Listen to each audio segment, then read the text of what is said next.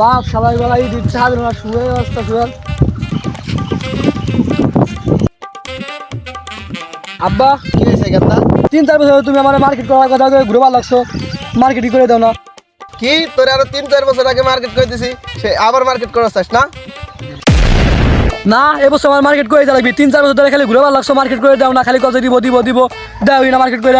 এদের আমার মার্কেট করে দিয়াই লাগবে আরে গেন্দা ভাবছি এবার মার্কেটটা তোরে করে দিব।